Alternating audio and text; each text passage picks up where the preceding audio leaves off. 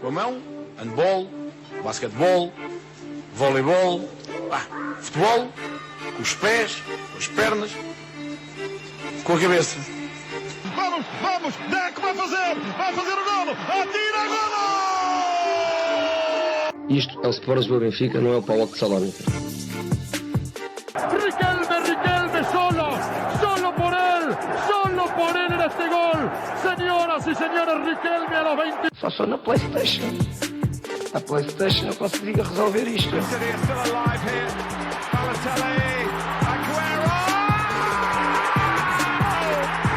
There's been a red card, but for who, Chris Kamara? I don't know, Jeff, has it?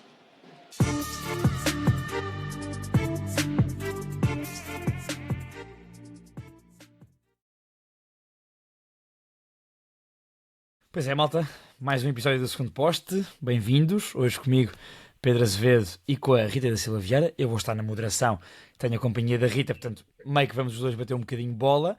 Episódio 18 do Segundo Poste. Para quem nos está a ouvir, nós estamos a gravar isto domingo à noite, para quem chegou agora de novo, sai sempre segunda-feira de manhã, portanto, Rita, como é que estamos? Chegaste a bocadinho desse empate, dessa escorregadela do Real Madrid? Estamos bem, foi um domingo bom, tranquilo. E acabou com esse Real Madrid. Belo jogo do Girona, quem não viu e não tiver nada para fazer. Estão a voltar a jogar a bola, o Girona. O Girona está a jogar bem e foi giro, foi um bom jogo. Mas pronto, vamos a isso no Estamos fim. Aqui os dois, exatamente. Estamos aqui os dois, que as pessoas gostam sempre, portanto... Isto é um, eu ia dizer um duelo, mas não é duelo nenhum, mas isto é uma dupla pedida. É uma dupla pedida. Eu quero que comentem tipo o time Rita ou o time Pedro. Está bem. Antes de nos ouvirem. Antes de nos ouvir, exatamente, que é para ver quem é que é o fanboy, exatamente. De quem? Dos dois. Exato. Olha, para contexto deste episódio 18, tivemos aí uma semana europeia bastante positiva para as equipas portuguesas. Portanto, Benfica e Sporting venceram na Champions. O Sporting, praticamente com o playoff garantido, Benfica volta a entrar aqui um bocadinho nas contas, ainda sobrevive na Champions. O Braga empata em Glasgow, um empate muito saboroso, com -1, e mantém o Braga no top 8, está em sétimo. O Porto, com a vitória contra o Nice, que tu subejamente comentaste, está no 8º lugar, entrou no top 8 também. Portanto, temos aqui semana positiva e um fim de semana em que o Braga ainda não jogou, portanto, mas tivemos o Benfica a vencer na Madeira ontem, sábado, e hoje o Sporting Clube Portugal a vencer o Estrela da Amadora em casa. E o Futebol Clube Porto, Rita, é por aí que eu te peço que comecemos. O Futebol Clube Porto que venceu hoje o Estoril 1-0 depois de ter vencido na quinta-feira o Nice. E eu quero começar já por ti, antes de irmos hoje ao Estoril, ao Nice, porque comentaste o jogo e, portanto, queria que me desse aqui uma perspectiva desse jogo, dessa vitória gorda do Porto, e se pergunto já de início se foi uma superioridade assim tão grande do Porto, se jogou assim tão bem, se teve... Portanto, comecemos por aí. Por esse jogo no Dragão. Até porque não vi o jogo agora no Dragão com o Estoril. Vi eu, portanto, estava no Real Madrid.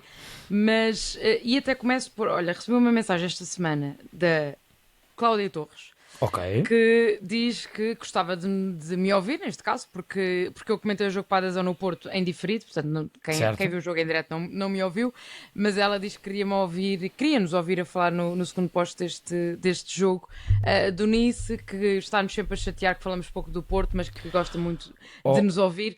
Cláudia, é porque o Porto, tal como acontece com o Braga esta jornada, o Porto tem jogado muitas vezes à segunda, e nós no segundo posto gravamos impertrivelmente ao domingo à noite para sair segunda às 7 da manhã. Exatamente, e portanto não é nada contra o Porto. E ela também diz que não tem nada contra nós, mas gostava de ouvir falar pelo Porto. E realmente o Porto do europeu frente ao Nice foi claramente muito, muito, muito superior. Também frente a um Nice que está pelas ruas da amargura, tanto a nível interno como na Liga Europa. O Nice não tem um ponto ainda na Liga Europa, está a zeros. Tem plantel para mais do que 0 pontos. O quê? E tem plantel para mais do que 0 pontos. Sem dúvida alguma, e é uma equipa, e na Liga está em 10º lugar, mas com uns últimos resultados muito, muito aquém. Está numa fase terrível, não é? Sim, vinha de um 5-1 a perder frente ao Marselha, portanto é uma equipa psicologicamente também muito afetada. É um derby já agora. E começa contra um Porto demolidor que, para quem não viu, foi o gol mais rápido desta edição da Liga Europa, que é pontapé de saída, Gabri Veiga, gol. E é um gol fenomenal, foi um jogo fenomenal do Gabri Veiga. que não foi titular hoje no Estoril, e logo aí pode haver aqui uma ponte. Volto a dizer, não vi o jogo com o Estoril, mas Gabri Veiga... Olha, entrou aquele minuto típico em que 60, Gabri não é? Veiga e Mora entram quando um é titular e o outro não. É aos 60. Foi aos 58 ou aos 60, sim, foi ali Sim, perto. é o clássico a jogada de Farioli. Essa vem nos livros de Farioli. Tal e qual. Mas Gabri Veiga faz um jogaço no Dragão, marca 2 golos. Froholt também voltou muito em cima, em muito boa forma, porque tinha estado lesionado. E é um Porto completamente afirmativo. O Pablo Rosário jogou a central, porque o Bednarek ainda estava a recuperar, estava no banco, depois entrou o Bednarek. Já titular hoje, Rita? Bednarek. É um jogo muito bom do Pablo Rosário também.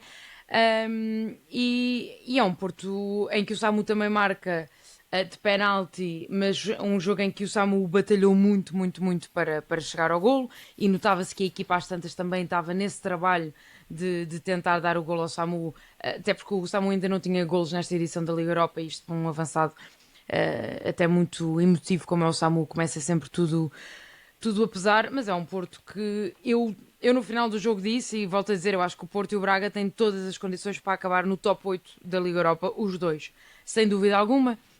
E portanto foi uma semana europeia muito tranquila para este jogo, e passando para ti, Pedro, este jogo muito difícil que teve hoje no Dragão. Houve jogo muito complicado mesmo.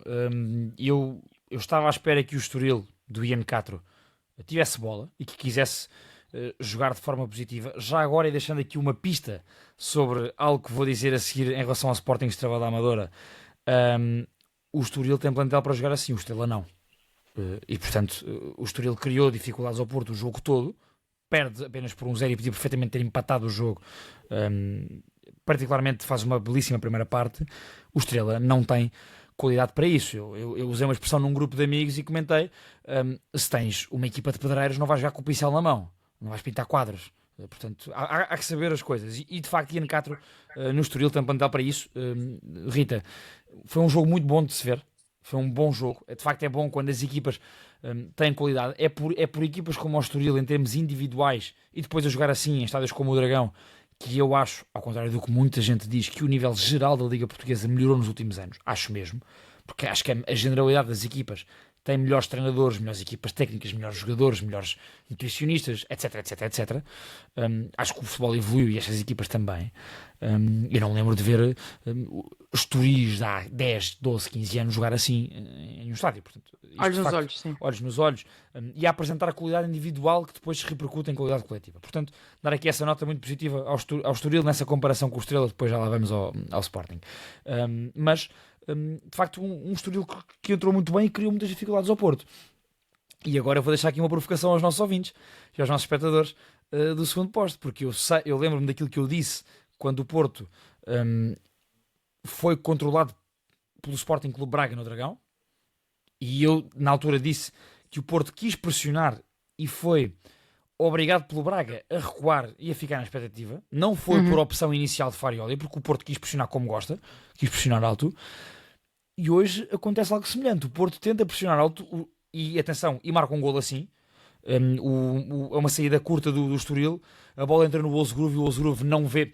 O Ozgrove recebe do central do lado direito, Rita, e não vê, quer colocar no outro central do outro lado. Portanto, quer cruzar um passe rasteiro pelo meio e não vê que está o William Gomes a vir cortar a linha de passe. O William Gomes corta a linha de passe e depois na cara do Robles faz o golo. Portanto, o Estoril, mesmo sofrendo esse golo, depois joga bem assim, dessa forma, o jogo todo. Encontrou alternativas para, na sua saída curta, conseguir ultrapassar as linhas do Porto, e até que, a meio da primeira parte, obriga o Porto a ficar lá atrás. Isto é verídico. E, portanto, mais uma vez, uma equipa que, volto a dizer, não por opção de Farioli inicial, obriga o Porto a ficar lá atrás. E a jogar em transições e a jogar nos duelos. E, portanto, eu tenho isto para te dizer, e lançando para ti, para este cómputo geral entre o Porto, parece-me curtinho, contra o Estoril em casa, jogares com base no duelo físico e na transição. Parece-me curtinho. Sim, sem dúvida alguma. Não tendo visto o jogo, vi esse jogo que te referes do Braga, e na altura acho que estivemos todos de acordo. Acho que o guarda, tenho a ideia que o guarda gravou connosco nesse dia. Sim. E também estávamos todos de acordo em relação à superioridade do Braga. E a verdade é que o Porto, aquilo que eu sinto em relação ao Porto é que há um modelo de jogo, e quando as coisas não correm de feição para esse modelo de jogo, fica tudo um bocadinho aos papéis em relação àquilo que se pode fazer para desconstruir. Vai valendo ao Porto, e pelo que li hoje, e vou confiar nas coisas que fui lendo para o jogo, e a análise também vinha a ver na TSF depois do jogo. Muito bem. Vale ao Porto a defesa que tem, não é? E acho que Bednarek fez mais um jogo de grande relevância. Foi o melhor jogador do Porto, o Bednarek. Pronto, e a dupla com Kiwior dá mais do que explicada. Tem jogadores de uma consistência notável. O Pablo Rosário é um jogador muito seguro, independentemente da posição que faz. Eu falei nisto na transmissão do jogo com o Nice, porque Pablo Rosário joga no meio, começa a central e depois é só para meio campo quando o Bednarek entra. E é um jogador que até já ouvimos jogar a lateral este ano. E por alguma razão, e disse isso na altura na emissão, Farioli quando mete Pablo Rosário a primeira vez a jogar em Alvalade, acabadinho de chegar ao Porto. Claro que é um jogador que já tem conhecimento com o treinador, jogaram precisamente os dois juntos, não sei se foi no Nice, coincidiram no Nice. Exatamente. Rosário, e, portanto, quando o Farioli treinou o Nice antes do Ajax. Exato, e portanto é um Porto, é um jogador que já tem o selo de garantia, ou um treinador que já tem o selo de garantia de Pablo Rosário. Agora, e há outro aspecto muito importante, que eu tenho gostado de ver o crescimento dele no Porto. Eu acho que há muita gente que não esperaria que Rosário fosse titular tantas vezes. E que até descredibilizou um bocadinho a sua contratação, se calhar, na altura. Exatamente, foi ali um bocadinho porque foi o último dia de mercado. É ajuda do treinador, ele conhece-me e tal, vem. Exatamente. E é um jogador que, pelo menos no jogo que o Nice isto aconteceu, é a voz do plantel no campo, porque o capitão é Diogo Costa, obviamente, mas Diogo Costa sendo capitão, isto acontece com os guarda-redes todos, está muito longe do raio de ação daquilo que são as conversas com o árbitro. E no jogo com o Nice, e depois ainda por cima da saída do Alan Varela, que é o senhor do Porto nesta altura, é o jogador mais Porto, em termos de antiguidade, se quisermos, e dos valores do clube. Da ADN Porto, sim. Exatamente. Foi o Rosário muitas vezes que estava a falar com o árbitro e que era a voz de comando da equipa. Eu acho isso sempre engraçado com um jogador que acabou de chegar, que há uns meses não fazia parte deste Porto. E portanto eu acho que o Porto, apesar de tudo, destas dificuldades, é um clube que se está a conseguir manter-se na resistência. E são jogos destes de resistência que depois ganham campeonatos. E sem dúvida. Estas vitórias lá à frente vão contar muito. Isso é verdade. É porque vimos já, por exemplo, o Benfica, o Sporting não, e o Sporting está noutro patamar e já lá vamos, mas já vemos o Benfica perder pontos em casa. Em jogos em que não está tão bem, o Benfica perdeu pontos, por exemplo. Exatamente, e portanto isto é a diferença entre um Porto que está completamente invicto na Liga, não é? Tem 2 pontos perdidos em casa frente ao Benfica. Não há deslizes do Porto. Chama-se boa preparação da época e confiança. E é uma equipa muito bem trabalhada, apesar de tudo. Defensivamente, ofensivamente, tem um ADN muito definido. Tem este revés, que é quando este ADN é identificado pelos adversários, e tem sido cada vez mais, torna-se mais previsível na forma de agir. E já se percebeu que marcando ali 1 ou 2 jogadores e limitando o raio de ação de Frohold, de Alan Varela na construção, Gabri Veiga, as coisas ficam mais complicadas para o Porto definir. Mas tem jogadores que a qualquer altura, o William Gomes não jogou na Europa, entrou, sei lá, para o final do jogo, hoje decide. Não é? O PP joga ou não joga, o Borja joga ou já não joga. Desculpa. E decide no melhor momento do Porto, ou seja, no melhor momento não é do jogo de hoje, é no melhor momento coletivo do Porto, que na minha opinião é de facto a pressão alta. Sem dúvida alguma. É assim que o Porto marca o gol de hoje. E é uma equipa que se dá muito bem com isso. Agora, eu continuo e tendo feito o jogo com o Nice, lembrei-me disso porque o percurso de Farioli tem muita graça. O Nice de Farioli teve em quase, não sei se não chegou a estar em segundo lugar na Liga. Teve lá em cima, teve. Acaba em quinto lugar porque aconteceu exatamente o que aconteceu ao Ajax no ano passado, que é uma quebra no final da época, a equipa esgota-se, vai por ali abaixo e não foi mais abaixo porque realmente já tinha uma folga muito grande e acaba num quinto lugar, que para o Nice foi extraordinário. mas que naquele ano toda a gente sonhava com muito mais coisas por parte do Nice. O Ajax do ano passado, ninguém se esquece, 10 pontos de vantagem e perde o campeonato. Eu acho que este Porto está a ser extremamente competente. Preciso ver uma época de Farioli completamente consistente e com esta atitude competitiva durante as 34 jornadas para poder estar mais descansada em relação a este Farioli. Certíssimo. Também há outra coisa, acho, e ao contrário do jogo de hoje do Estoril, que tu já disseste foi um grande jogo por parte do Estoril e eu acredito plenamente na tua análise, Pedro Azevedo. Acho que também na Liga Portuguesa muitas vezes os adversários fisicamente não desgastam tanto como se calhar noutros campeonatos e por isso o Porto pode ir fazendo um descansativo em alguns jogos, se me permitem a expressão. Mas pronto, vamos ver. Para já corre tudo bem no Reino do Dragão, não é? Sim, e repara, tu dizias há pouco uma coisa muito interessante, que é, mesmo nos jogos em que não é superior, e o Porto hoje não foi superior ao Estoril, até foi inferior em alguns momentos, o Porto vence. E o Porto no campeonato tem conseguido isso. E portanto, isso, como eu dizia, no final das contas vai ser muito importante. E neste momento também é importante porque dá ela em equipa, porque a equipa sabe, neste momento, a equipa confia neste momento, que mesmo não nos seus melhores dias consegue vencer os jogos. E que tem solidez atrás, que aguenta a equipa. E é uma equipa que já vimos que não tem problema em descer linhas e segurar resultados. Eu dizia-te, e para que eu não seja mal entendido, eu acho que tenho sido muito mal entendido pelos portistas ultimamente, pelos nossos espectadores e ouvintes portistas. Eu volto a dizer, a intenção inicial de Farioli é sempre de pressionar e roubar o mais rápido possível a bola.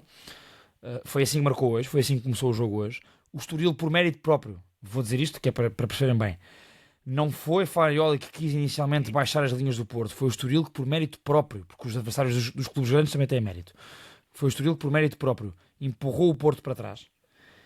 O Porto, a certa altura, aí já por opção de Farioli, então não vamos subir, então bora ficar aqui atrás e sair na transição. Foi isto que aconteceu. Portanto, primeira opção de Farioli, pressionar alto. O Estoril, com mérito, consegue quebrar as linhas do Porto e obrigar o Porto a vir para trás. O Porto, percebendo isso, fica então atrás. São 3 momentos. Foi um bocadinho isto o jogo de hoje. Para teres noção, Rita, do mérito do Estoril, o Porto acaba o jogo a perder tempo na bandeirola de canto. Certo. Portanto, ou seja, há de facto mérito do Ian Castro no jogo de hoje. Em termos estatísticos, tenho aqui os números para te apresentar. 49% de posse de bola para o Porto, 51% para o Estoril. Portanto, vê os períodos com bola que o Estoril teve. E é de facto, o Ozuruf perde aquela bola, mas uma equipa que tem jogadores como o Ozuruf, como o João Carvalho, como o Guitano, é uma equipa que tem bola. O Guitano já agora parece que adora jogar no Estádio do Dragão, porque eu lembro de grandes exibições do Guitano no Dragão. Ele hoje tem lances fenomenais. Tem lá um lance a acabar a primeira parte, por exemplo, em que recebe a bola, o Frauolt vem na queima e ele dá uma picadinha no Frauolt, pica assim a bolinha, e depois entra na área do Porto a dar toques com a coxa e com o pé. E assiste o Begraoui, que hoje teve um festival de desperdício. O Begraoui trabalhou muito, arranjou muitos espaços, pressionou muito também o Porto. É um avançado que dá muito à equipa. No início do jogo, até antes do gol do Porto, Rita, há um lance em que o Diogo Costa sai de forma completamente... Olha, saiu tipo aquela saída do Neuer a meio da semana contra o Arsenal, e o Begraoui falha na baliza, mano ao lado, de muito longe. E depois tem nessa jogada que eu te disse do Guitano, que parecia que estava no circo, coloca a bola entre o penalti e o pequeno área, e o Begraoui, muito parecido ao Vitor Roque na final da Libertadores, manda para cima. Só que aqui não tocou mesmo em ninguém. Aqui foi mesmo ele que mandou para cima. Mas, portanto, foi um Estoril personalizado e foi um Porto que, no início do jogo, marcou naquele que é o seu melhor momento do jogo, que é a pressão alta. Portanto, pressionou, roubou o William Gomes e marcou o gol. Mérito do Porto. O Estoril, por mérito, obrigou o Porto a recuar, e o Porto, depois, por opção, percebeu mais vale ficarmos aqui confortáveis e depois saímos em transição. Portanto, o jogo foi um bocadinho isto, basicamente. Em relação às mexidas. E o Estoril, só dizer que o Estoril, ou seja, é uma equipa que eu acho que tranquilamente vai garantir a manutenção. Está em 10º lugar e há equipas bem piores e a jogar futebol bem pior.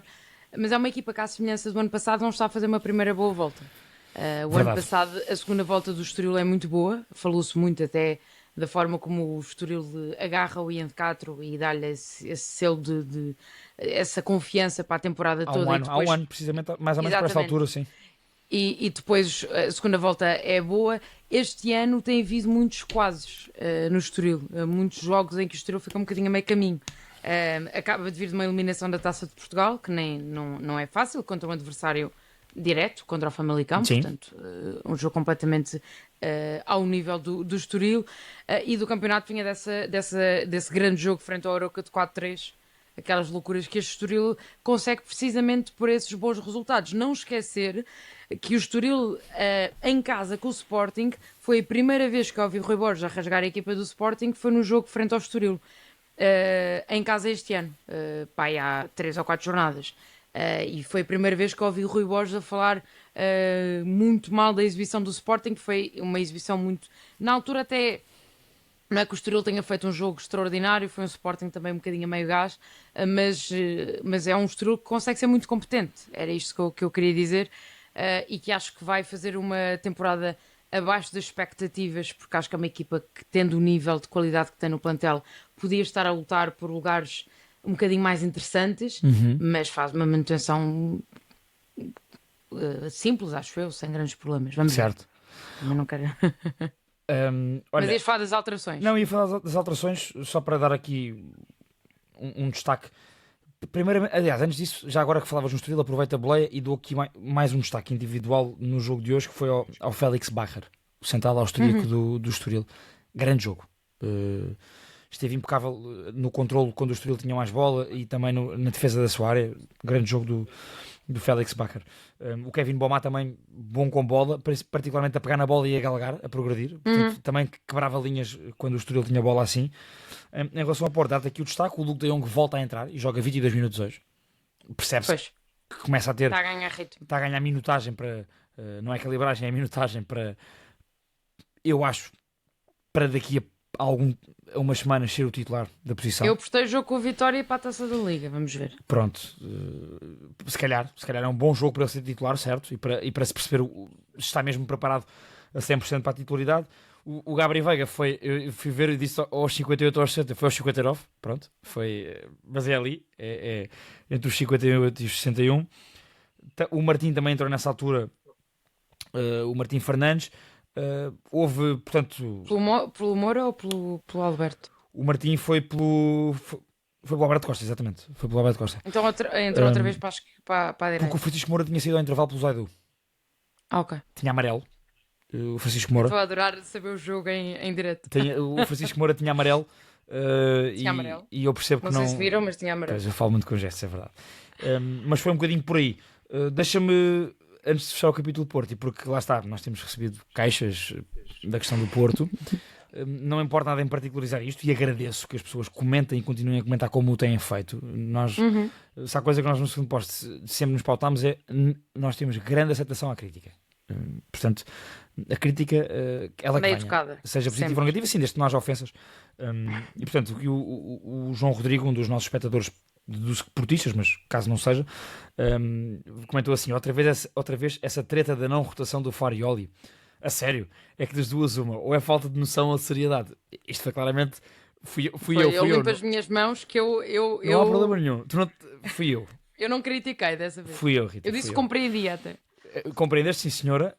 E o guarda também. E depois ele dá-me bons exemplos que eu posso dizer: João Rodrigo, puseste-me a pensar. Portanto, puseste-me a pensar sem dúvida. Borja Sainz devia descansar do quê? Dos 33 minutos feitos em Famalicão no dia 9 de novembro. Alain Varela e PP igualmente sem jogar há 13 dias, mas descansar do quê?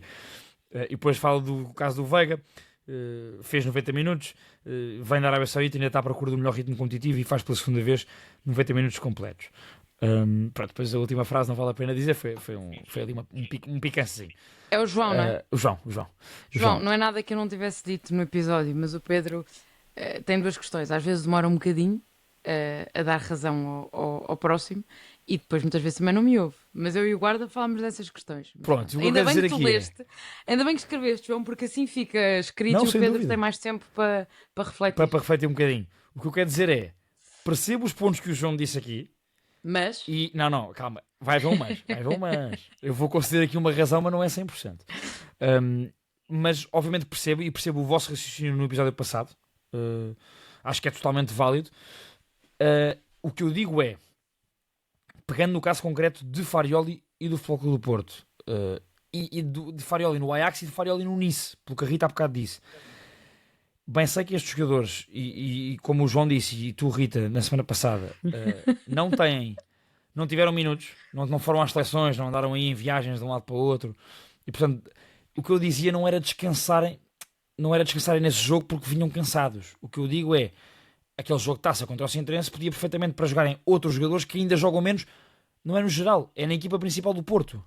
E que o Porto venceria na mesma. Foi isso que eu quis dizer. Portanto, foi por aí. Mas um abraço a todos os que comentam e especialmente para ti, João Rodrigo. Um abraço para ti e continua a comentar e continua a dar-nos a tua perspectiva. Nós gostamos disso. Rita, temos que ir aqui ao Sporting. O Sporting venceu hoje. Mais uma exibição daquelas, ou seja, em que o Sporting controla as operações por completo, é dono e senhor do jogo, insiste e persiste em jogo interior e consegue marcar assim. Chama a atenção para a jogada do 2-0. É uma fantástica jogada em tabelinha entre Trincão e Suárez, que cada vez tem um entendimento melhor. Já agora, Suárez é a minha aposta e continua a marcar. Samu... Como é que isso está nos golos? É fácil. Já tenho aqui a página da Liga. O Pavlidis tem 11, não é? Isto é o que interessa. Eu só controlo aquilo que apostei, que foi o Pavlidis. O Pavlidis tem 10. Então, mas marcou no fim de semana? Na Liga tem 10. Certeza? Sim. Lá bem. Então. O Suárez tem 12. Não, estou a dizer na Liga. Isto é o que interessa. Sim, as contas o Suárez na Liga. tem 12 na Liga. O Suárez tem 12 na Liga. Tem 16 na época, 12 na Liga. O Suárez tem 12 na Liga. Oh, mas estou a ver no 0-0. Estás a confirmar? Tem. Ok. 12. 16 na Liga. Então, tem 16 na época. Não, desculpem. Pois, é que eu também estou a ver no 0-0. Eu assim, será que a minha página 0-0 está diferente da Não, Rita? o Suárez tem 9 na Liga. E o Pavlidis 10. E o Pavlidis 10. O Samu não aparece nas contas neste momento. O Samu tem quantos? Não aparece no top sequer. Eles apostaram no cavalo errado, temos que ser honestos. Verdade. Agora que eles não estão cá. Tu foste Pavlidis e eu fui Suárez. O Pedro e o Guarda estão. Olha, o Samu tem 6. O nosso Samu está com 6. Pronto, o Pavlidis tem 10, Suárez 9, 6. Vai ser entre nós. A ganharmos o jantar. Por falar nisso, Diogo Maia, não é chiu, acabou. Eu vou tratar do assunto. Eu vou pegar no assunto, fica aqui prometido. Tu prometeste ir para aí há 4 episódios. Prometi, sim, senhora. Mas entretanto não estive. Também estive fora. Mas vou tratar do assunto. Vou pegar na pasta.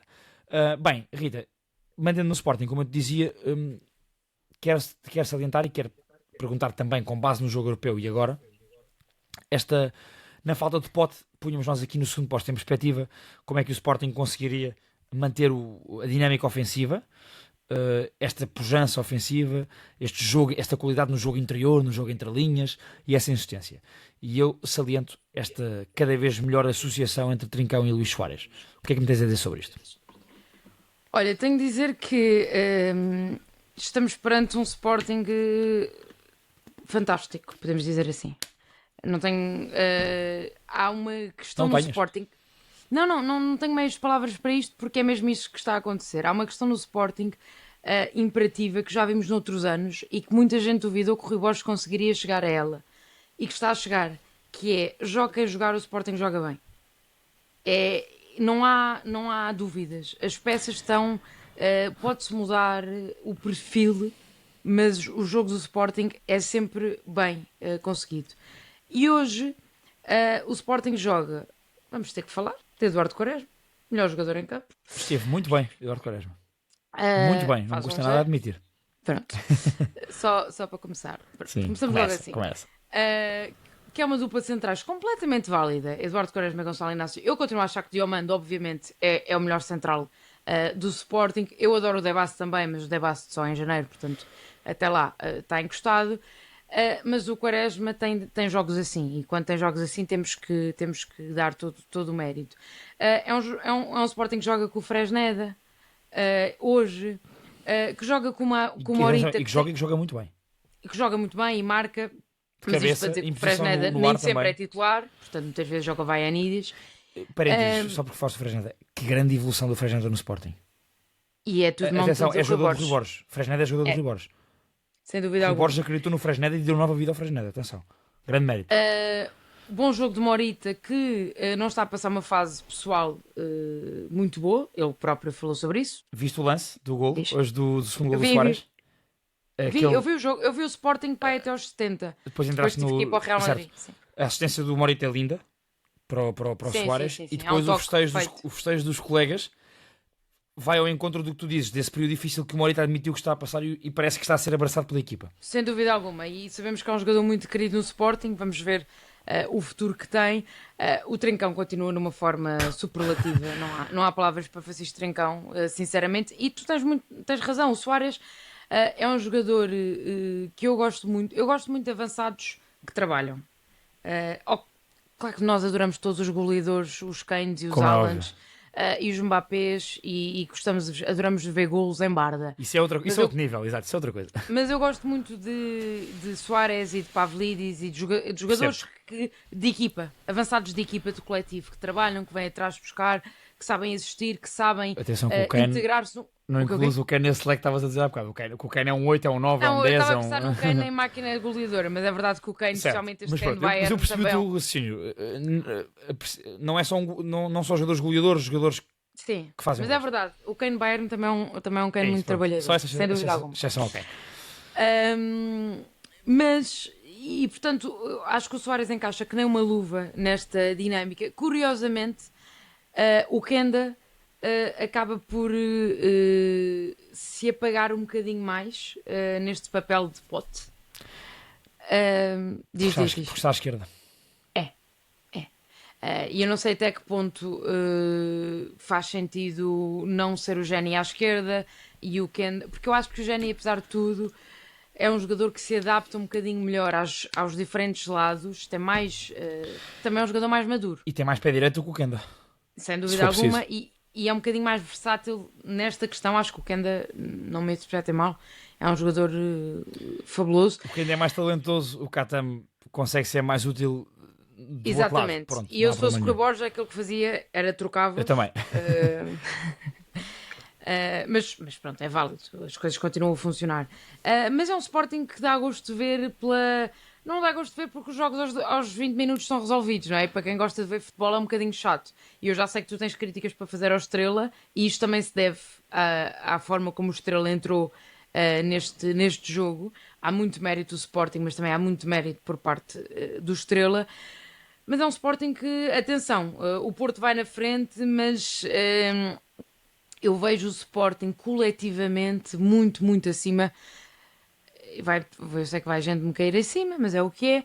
Muito acima do Futebol Clube do Porto em termos de todas as peças contam, todas as peças jogam bem, e mexer quem mexe, a dinâmica continua igual. E isto é uma equipa campeã e, portanto, vamos ver o que é que sai daqui para a frente. Então, olha, para cair em cima, caiam em cima dos dois, porque eu subscrevo, na minha opinião, e tenho dito isso desde o início da época.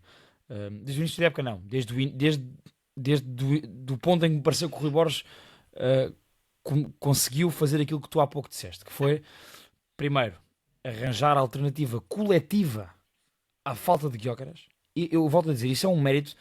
Há grandes treinadores a nível mundial que não o conseguem nas suas equipas. Sim. E o Rui Borges conseguiu.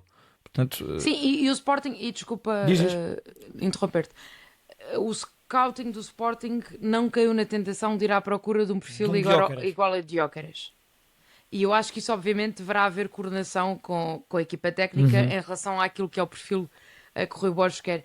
E o Sporting joga muito, ofensivamente, é muito melhor hoje em dia do que quando jogava o Gyökeres. Porque toda a gente joga bem nesta altura, e antes, obviamente, que se tinha que jogar para o Gyökeres. Quando diz ofensivamente, em organização ofensiva. Organização ofensiva. Quando as equipas adversárias estão lá atrás, montadas, e o Sporting é ataque organizado. É mais bonito se ver jogar hoje em dia, mais alternativas, não é? Exatamente. Sem dúvida. Pronto, e pego nisso. É um Sporting que de facto dá gosto de ver jogar. É um Sporting que com bola, eu digo isto desde setembro e mantenho, e cada vez vejo ainda mais, até com estas últimas semanas do Futebol Clube do Porto, em que tenho visto essas dificuldades em alguns momentos com bola. O Sporting está claramente furos acima. É a equipa que a mim me dá mais garantias de que contra blocos baixos e contra equipas pequenas vai ganhar mais jogos. Tenho essa sensação em relação ao Sporting. Volto a dizer, usa e abusa do jogo interior, mas não perde corredor. Há equipas que o Sporting consegue jogar por dentro e ferir os adversários no jogo interior, com muito jogo entre linhas e sem pote. Atenção, já agora para dar aqui também o Rui Assunção, que comenta sempre todas as semanas no segundo posto, no nosso YouTube, diz que este Sporting sem pote foi campeão, se bem se lembram. O ano passado o pote perdeu mais de uma época. É verdade, Rui. Só que de facto o Sporting é melhor com pote. Isso parece-me inegável. E nós, quando punhamos aqui o desafio, era perceber se este Sporting ia sem o pote, que fosse 1, 2, 3 ou 4 jogos, o que fosse, ainda bem para o Sporting foi menos tempo do que esperava.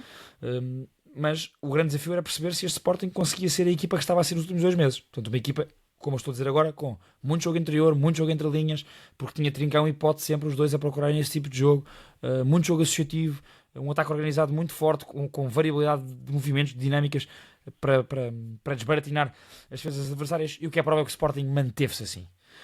E portanto é esse mérito coletivo.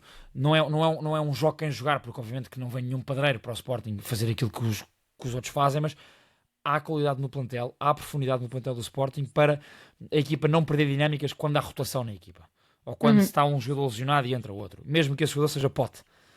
E portanto o Sporting está neste ponto, neste momento. Volto a dizer isso, grande mérito do Sporting. Destaque principal, na minha opinião, é Trincão. O teu a Quaresma, e eu percebo, e é justo. O meu é Trincão, porque está de facto brutal. Concordo contigo em relação ao Soares. O Soares trabalha muito, é muito agressivo. É agressivo sem bola, é chato, mas é um jogador leal. E tem um posicionamento quase sempre bom. Sempre, exatamente. Raramente, has de reparar, raramente é apanhado fora de jogo. Sim. O Soares. Pelo menos é a percepção que eu tenho. Posso estar enganado, mas tenho essa percepção. E portanto, dizer o quê? Dizer que é um Sporting que está claramente a voar. Eu não apanhei o início do jogo, estava a acabar de ver. Não, esqueci-me, eu achava que era às 6h30. Então estava tranquilamente a acabar de ver o Derby de Londres, e até que o guarda comenta no grupo: bem, o Sporting está completamente a voar. E eu, bem, mudei. E deparo-me com aquele início de jogo. Já estava 2 ou 3-0. E deparo-me com aquele início de jogo estrondoso. E sobre isso, tenho que dar aqui uma nota, Rita, se me deixas. Claro que não sou eu a mudar hoje, portanto. Eu deixo.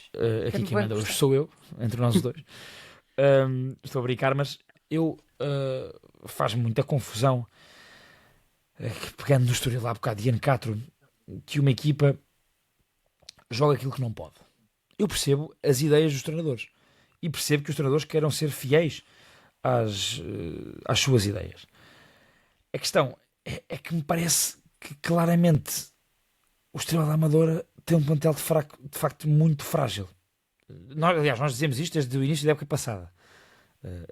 E esta época voltamos a repetir essa situação. Eu estava aqui a olhar para os números do jogo, desculpa, só para vermos. O João Nuno é um técnico jovem, tem 40 anos, vinha a fazer um grande trabalho no Belenenses. Salta para o Estrela, com todo o mérito. Eu inclusive falei hoje com pessoas... Pronto, lá vem ele. É verdade, que já foram inclusive treinadas pelo João Nuno. Já foram inclusive pessoas treinadas pelo João Nuno. Ao guarda, salva-me. Mas é que eu gosto de comentar e de me informar com pessoas que lidaram com os profissionais. E portanto, sobre o João Nuno, eu acho que ele, no fundo é isto: não tem plantel para jogar como ele quer neste momento. E como é que ele quer jogar? E foi isso que eu me fui informar. Porque eu assim, e já agora há aqui uma desculpa, uma justificação bastante plausível para o João Nuno: inexperiência a este nível. E portanto eu consigo compreender que o João Nuno vá lá de ser lírico e que queira jogar. Olha, mas o José Faria, como é que era? Era o José Faria, não é? José Faria. O outro, que era diretor desportivo e depois virou treinador. José Faria. Diz lá, o que é que tem o José Faria? Também não tinha experiência, se fosse? Sim. Não, estou a brincar contigo. Eu percebo, os treinadores. Por exemplo, jovens, o estrela do José Faria podia levar os mesmos 4 ou 5, até mais.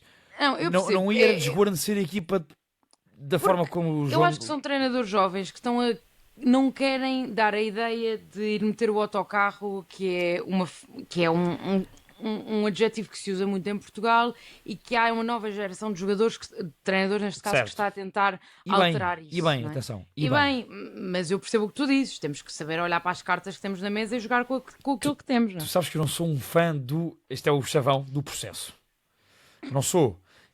Porém, não sou um fã no sentido, ou seja, não sou um fã do processo cego. É isso que eu estou a tentar explicar aqui. Este Sporting, a forma como joga, particularmente em casa, O Estrela não pode ir jogar o jogo pelo jogo, olhos nos olhos, querer sair curtinho desde trás e a jogar com defesa subida. Isto não faz sentido nenhum. Isto é completamente dar o ouro ao bandido. Portanto, acho que estes treinadores jovens, e o João Nuno, volta a dizer, tem todo o mérito em estar onde está, tem que, às vezes, eu percebo, caem na tentação de, independentemente do resultado da equipa, mostrarem-se. Posso estar a ver mal a coisa. Mas acho que isso pode acontecer às vezes. Não é de ego. É de mostrar de mostrarem as suas ideias. E querem tanto mostrar as suas ideias e ser fiel às suas ideias que comprometem os resultados. E no futebol o mais importante é o resultado. No futebol e em qualquer desporto competitivo profissional. Portanto, eu acho que o Estrela tem plantel para jogar assim contra algumas equipas da Primeira Liga. Poucas, não muitas, atenção. Sim, o plantel do Estrela é um dos plantéis mais fracos. Eu volto a dizer esta expressão. Não é como um plantel de pedreiros que jogas de pincel na mão para pintar quadros. Vai dar borrada. Hoje deu, mas atenção, eu diria no jogo 2 como se visse o Estrela a jogar assim contra o Braga, por exemplo. Não é por ser só contra o Sporting. Agora, contra a equipa que está em melhor forma, que cria mais ofensivamente, que é mais dinâmica ofensivamente, que é mais contundente, isto é dar o ouro ao bandido. Eu, voltando a isto, só para terminar, dou aqui o mérito ao João Nuno por estar aqui. Faço este reparo, mas compreendo, porque tem inexperiência a este nível de Primeira Liga e contra uma equipa do Sporting. Eu gosto de ser diplomático e de ser um moderado. Sempre. Mas tenho aqui, e eu falei com estas pessoas que já foram treinadas pelo João Nuno e que me disseram que o João Nuno, o que é que gosta de fazer? E essa pessoa também me disse, não tem ovos neste momento para jogar como ele gosta. Costuma jogar com 3 centrais, defensivamente gosta de assumir o homem a homem, e eu gosto muito disso. Eu sou um fã do Gasperini, por exemplo. Assume o homem a homem, gosta de sair na primeira fase de construção sempre curto para atrair o adversário. Não tem problemas nenhuns nesse homem a homem dos centrais saltarem para irem marcar os homens entre linhas, neste caso o Trincão, por exemplo. E portanto não é uma linha de 5 para defender os tais 3 centrais que o João Nuno gosta de jogar. Portanto, volto a dizer isto mais uma vez, e estas pessoas com que eu falei disseram-me o mesmo. Estava um bloco muito mais alto do que devia estar contra este Sporting. E Rita, depois não viste o resto porque tiveste que fazer o teu jogo. O Sporting abrandou, claramente, foi abrandando ao longo do jogo e por isso é natural. E por isso é que o resultado ficou em 4. Já agora, e para perceberem que isto não é uma crítica para o jogo 2 contra o Sporting, o Estrela ganha ao Casa Pia 5-3. Um jogo com muitos golos. Sim. Percebem o que eu estou a dizer? Eu gosto disto, isto valoriza, este 5-3 contra o Casa Pia valoriza, e eu percebo as ideias do Jununo e gosto que os treinadores as apresentem. Mas acho que os treinadores têm que ter noção de que às vezes é preciso renunciar um bocadinho às suas ideias e ser pragmáticos, tendo em conta o adversário que tem pela frente, e neste momento o Estrela defrontava hoje a melhor equipa da Primeira Liga. O Sporting é a melhor equipa da Liga Portuguesa ao dia de hoje. Não tendo eu mais nada a acrescentar sobre o jogo, quero-te fazer esta ponte, Rita, com uma provocação para o jogo, porque vem em derby. Mas queres tu acrescentar? Mas queres? Fala. Quero ouvir a tua pergunta. Diz. Ok, a minha pergunta é assim um bocadinho provocatória, que é dizer que o pior Benfica dos últimos tempos vai entrar para o derby com a possibilidade de apanhar pontualmente este Sporting de Rui Borges fantástico. Olha, e era por aí que eu ia, que é... Boa, estou muito curiosa para perceber a estratégia de Rui Borges para o derby. Porque tem sido o calcanhar de Aquiles de Rui Borges esta temporada, são jogos grandes. Tem uma derrota com o Benfica na Supertaça, tem uma derrota com o Porto em Alvalade e tem um empate exatamente com o Braga, na Pedreira. Não, é Alvalade. E portanto, muito se tem falado dos resultados do Sporting com os grandes, e tenho a certeza que isto vai ser pergunta na conferência de imprensa do Rui Borges. Fica já aqui dito. Onde tu estarás? Porque é sempre, posso estar aí, posso estar no Mourinho, logo. Estou a brincar. Pronto, posso não estar em lado nenhum. Certo. Pronto. Não, mas estou muito curiosa para perceber como é que este Sporting vai entrar em casa do Benfica, porque o jogo não é Alvalade, estas coisas contam todas. E o último derby que tivemos na Luz era prometido ser o derby do século e foi um flop, não é? Nem o derby do mês foi. Pronto. O Casa Pia Estoril desse mês foi mais ter sido interessante. melhor. Não estou a brincar. De Não facto, sei esse se jogo a nível de futebol, do jogo jogado, foi fraco. foi um flop. De ambas as Pronto. partes. E íamos para ali e toda a gente acha que ia sair dali com o título na mão e de um lado ou do outro e nada feito. E realmente o Rui Borges, eu tenho como um treinador um bocadinho conservador nas abordagens, quando precisa de não se expor. Sim. Na Liga dos Campeões as coisas têm resultado, mas contra adversários de maior potência, e olhamos para o Nápoles, o Sporting faz um grande jogo, mas eu acho que Rui Borges refugia-se, e eu já disse isto aqui, já fui criticada, mas eu mantenho, refugia-se nas escolhas de segunda linha que teve para não ter que assumir aquele jogo, e podia ser um jogo que o Sporting assumia de caras. E quando eu digo conservador é neste sentido. Eu não sei se o Rui Borges não vai sacar do Mateus Reis para este jogo. E quando eu falo de conservador é nesta ideia. Uma cartada destas. Porque agora não faz sentido algum. O Sporting chega a este jogo como favorito. Não sei se me ias perguntar isso, mas para mim é de caras. Sim. E tem que ir com a melhor equipa, não é? E tem que ir com a melhor equipa, tem que ir para assumir o jogo. É isso. Exatamente. E tem que ir para assumir o jogo na Luz. Não há cá medos. O Sporting vai jogar contra um Benfica que esteve Vai Jesus para ganhar agora o Nacional, teve Vai Jesus para ganhar, empatou com o Casa Pia e anda no Vai Jesus há 2 meses e meio. Então Rita, É? Rita, porque Pedro Guarda mandou-me um mito ao facto. Os nossos amigos não estão presentes, mas estão. Pedro Guarda mandou-me um mito ao facto. E portanto segue caminho. O Sporting é favorito na Luz. Mito ou facto? Facto. Isso não é difícil, isso. Eu gostava de coisas.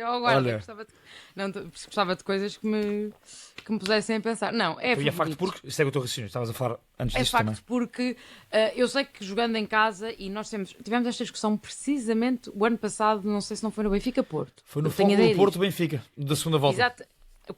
Que o Benfica estava na altura melhor que o Porto e dizíamos que a equipa grande é sempre favorita em casa. O fator casa nem sempre é benéfico. O fator luz, este ano para o Benfica, nem sempre é benéfico. Certo. Muitas vezes não é. Até desajuda mais do que ajuda. A pressão, não é? Nota-se isso. A nervoseira que vem das bancadas é muita. O Sporting está, e eu disse, está extraordinário, está imparável e está numa dinâmica que eu acho difícil ser travada. Mas pode ser apanhado pelo Benfica. Isso pode ter peso.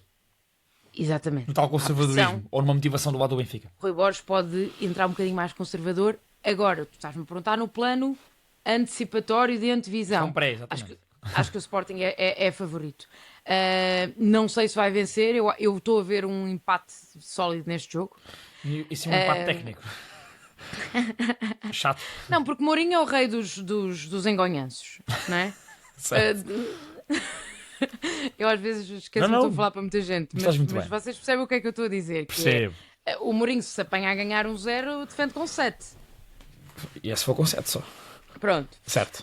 E portanto, e também não acho que a defesa do Benfica seja a coisa mais permeável do mundo. O Benfica tem a vantagem de ser gigantar em jogos deste género. Já ouvimos o Dragão este ano, o primeiro desafio a sério do José Mourinho. São jogos em que o Mourinho normalmente joga uma cartada surpresa e um aspecto tático que ele gosta de se desenvolver. Agora, é uma equipa psicologicamente muito fragilizada e com dinâmicas muito pouco oleadas. Portanto, o Sporting é favorito porque é tudo o contrário que o Benfica é nesta altura. É uma equipa confiante, é uma equipa com dinâmicas bastante oleadas e vencedoras. É uma equipa que, viemos aqui dizer, muda as peças, não muda a eficácia e, portanto, o Sporting tem tudo para chegar à Luz e assumir e ser favorito. Depois o jogo pode dar outra coisa, mas isto... Isso é depois, exatamente. Isso é depois. Então vá, para mim é mito. Temos aqui isto sim é um empate técnico, temos aqui um igual. Para mim é mito porque não consigo fugir. Atenção, corroborando tudo o que tu disseste sobre o Sporting e que falámos os dois ainda agora no tema Sporting, não consigo fugir a esta motivação que o Benfica tem aqui para este jogo. Isso é muito importante. E eu não consigo fugir à experiência e à qualidade de um treinador como Mourinho. Já sei que vou ser rasgado por isto também ao longo desta semana. E portanto parece-me que há aqui elementos do lado do Benfica que me fazem equilibrar isto para o 50-50. É derby, é na Luz. Sim, a Luz tem jogado contra o Benfica, mas num dia em que joga a favor faz diferença, tal como o Alvalade faz para o Sporting. E portanto, se a Luz estiver predisposta para isso fará a diferença. E portanto, isto é tudo SES, porque isto é um pré, como tu disseste bem. E parece-me que eu lembro-me de, até foi na rádio, de usar esta frase que foi antes destes 5 jogos que o Benfica tem, até Nápoles inclusive, eu dizia, o Benfica joga nestas 2 semanas que aí vêm as 3 competições. Exatamente. Ou está completamente fora da Champions, não vencendo em Amsterdão, ou ainda está dentro e pode lutar, venceu. Antes disso, venceu na taça e seguiu em frente, apesar de um jogo paupérrimo, como já aqui comentámos. E portanto, e só entra no derby com elan de lutar por alguma coisa na Liga se vencer na Madeira antes. Venceu. E venceu desta forma épica. Sim, aí dou-te o mérito. Sim. Mérito não, dou-te o... Sim, concedes-me esse ponto. Vá. Sim. E portanto, eu acho que estas 3 vitórias deram aqui um grande balão de oxigênio. Não é ao Mourinho, é à confiança da equipa do Benfica. Sim, e os Aliás, últimos... eu acho que o Benfica só ganha o jogo na Madeira porque venceu em Amsterdão. Exatamente. Só acredita que podia vencer ainda na Madeira porque vinha de uma vitória na Liga dos Campeões. Concordo, sim. O elemento psicológico tem grande influência. E portanto, vamos jogando ver os em mind casa, games de José Mourinho, não é? ainda falta isso durante a semana. Jogando em casa, numa Luz que pode jogar a favor desta vez, ao contrário do que tem feito. Sendo o Sporting claramente superior no plano futebolístico, atualmente, não há questão sobre isso. É superior em relação ao Benfica e em relação ao Porto também. E portanto, se é em relação ao Porto, é muito em relação ao Benfica. Mas o Benfica tem José Mourinho, tem o Estádio da Luz, é um derby, e normalmente é sempre 50-50, chavão. É diferente, sim. É um jogo diferente, é um jogo à parte do resto, e vem de um momento estranhamente de confiança. Eu digo estranhamente porque não se esperava isto, mas até parece-me que sim. E portanto parece-me que há aqui fatores para a minha resposta mito e para ser um 50-50 à partida para este derby. E outra coisa, e volto a dizer, volto a bater nesta tónica, este mau Benfica está a 3 pontos do Sporting, pode vencer no derby, tem aqui ainda este elan motivacional que é igualar o Sporting e ficar ali taco a taco na luta para depois atingir para depois acossar a liderança do Futebol Clube do Porto. Portanto, parece-me que estes o Sporting pelo plano futebolístico, e atenção, se eu falo de motivação do Benfica, o Sporting chega ultra motivado ao derby. Eu estou a agarrar-me aqui, mas eu percebo, à questão de uma equipa que estava em miséria, bem crescendo, e que agora isso conta está sempre, com a cabeça já fora d'água, já respira. E, portanto, vem nesse crescendo, nem que seja espiritual, e, portanto, pode fazer aqui esses 50-50. E, portanto, Rita, indo ao Benfica. Bora lá ao Benfica discorrer aquilo que foi a semana do Benfica, que venceu, como eu disse, em Amsterdão, e vence na Madeira. E, portanto, quero-te perguntar se sentiste diferenças táticas e futebolísticas. Não falo do ponto de vista emocional, depois se quiseres ir lá, podes ir também. Senti diferenças de um jogo para o outro? Não, nos 2 jogos, no global, ou seja, nestes jogos o Benfica venceu fora. Já, é assim, acho que já se começa a perceber uma mãozinha de Mourinho na equipa do Benfica. Ainda não são os dedos todos. Ainda não é, acho que ainda não é aquilo que Mourinho, ainda não é o que Mourinho pode dar à equipa, mas já se consegue perceber aqui algumas dinâmicas. Confirma-se aquilo que eu tinha falado no episódio anterior, que é a importância que Mourinho atribui a Fredrik Orsnes, que precisando de abdicar do médio, Mourinho abdica, neste caso de Rios, acho que até é mais por descanso do que outra coisa qualquer, para ter Orsnes no meio campo, e eu acho, e já disse isto a semana passada, continuo a dizer, o Benfica ganha muito em ter o Orsnes ali, é um jogador que, olhando o jogo de frente, dá muito mais à equipa do que estando alocado a uma das alas, apesar de eu concordar que a dinâmica dele com o Dedic, nesta altura, na extrema-direita, continua a ser uma das melhores garantias que o Benfica tendo, não sendo a ideal, é a melhor possível. Neste momento é a única garantia ofensiva do Benfica. Viável. Exatamente. Além de Pavlidis, mas isso é individualmente. Estamos a falar de dinâmica. De dinâmicas. De qualquer forma, continuo a achar que Orsnes funciona nesta altura, consegue dar mais ao Benfica. Não é que ele jogue mal, não joga mal em lado nenhum, mas consegue dar mais ao Benfica quando está um pouco mais de frente para o jogo. No meio, portanto. Sim, na parelha de médios. De qualquer forma, estou a gostar desta... Estou a gostar, não estou a gostar nada. Achas positivo? Acho graça. Certo. Acho Achas graça graça? Ok. esta descoberta de José Mourinho sobre Rodrigo Rego. Porque parece que de repente se descobriu o Lamine Yamal na escola de formação do Benfica. Eu creio que não. Ele não acha isso. Mas sim, Certo, diz lá. mas eu acho inacreditável. Eu acho que isto é um ponto. O Mourinho está a marcar um ponto. E para isso está a usar o Rodrigo Rego. Não é que o Mourinho ache que o Prestiani é pior do que o Rodrigo Rego. Não há forma disto ser possível. Está a provocá-los. Está a Está provocar a o Prestiani e o mostrar Sheldon, que será? se vocês não jogarem, eu tenho aqui miúdos da formação que servem para os vossos lugares. E como os outros estavam no Mundial Sub-17 e os outros andam a jogar Youth League, Sim, vai tipo, Rodrigo daqui Rego. nada está o Banjak a fazer de aula. Tipo, Atenção. e era uma bela aula, atenção. Eu E o gosto Zé muito do Neto à Banjak, esquerda, uf. entrevistei-o, é um fofo. Mas, É um fofo. é um Eu fofo. gosto sempre desta adjetivação. Mas o que eu quero dizer é que eu acho que os adeptos do Benfica não estão com paciência para recados internos durante os jogos. Como jogar com Leandro Barreiro a 10, pá, é um disparate. Não há outra forma de dizer isto. Vais-me contradizer? Contra o Nacional na Madeira, é um disparate. Contra equipas de bloco baixo, não Porque eu faz tenho ouvido sentido isto de nenhum. jogar a 10, mas o homem de facto depois no campo não tem a bem. função de um 10. Certo, mas o que eu quero dizer é estar atrás do ponta de lança, no apoio ao ponta de lança. Não, Pronto. porque eu percebo que ele joga Eu ali. percebo a intenção. Porque tem- É um jogador que tem uma pressão fantástica, tem uma chegada à área fantástica, Isso. tem um posicionamento fantástico. Estes três motivos. É posicionamento, a capacidade da pressão e a chegada à área. E Acho tem que é uma isso. raça que eu percebo que de campo, ainda no outro dia comentava isso, que é, para quem assiste os treinos, eu acredito que o Leandro Barreiro deve ser impecável. Repara eu que ele acredito. ainda tem energia para aquela desmarcação fantástica em Amsterdão e para marcar o gol de pé esquerdo. Sem É dúvida um alguma. jogador que está Mas sempre não no é um jogo. jogo fantástico do Barreiro. É um gol. Em Amsterdão. Sim, é um taticamente jogo. foi importante. Mas Mas é um jogo normal. é isso, é um jogador, é um bom jogador. Nunca vai ser um Não é jogador um que vai jogador sacar que- lances excepcionais, nunca vai. Não pode ser a peça-chave do Benfica. E muito menos do ataque do Benfica. Pronto. E de Compreendo. repente. Mas isto é um problema de José Mourinho. O Bruno Lage também fez esta brincadeira. E olha que às vezes corria bem. Neste E tipo por de isso jogos. é que neste eu- tipo de jogos. Por isso é que eu digo que Leandro Barreiro deve ser fantástico a treinar. Deve ser. E deve ser difícil quando eu acredito que, olhando, e atenção, eu não sei de nada, sei o mesmo que toda a gente. Agora, olhando para aquilo que vamos tendo do Benfica, são aqueles 15 minutos abertos e a personalidade dos jogadores, acredito que em termos de intensidade, o jogo do Leandro, o treino do Leandro seja muito mais intenso que o do Prestiani. Ou até que o do Sudakov.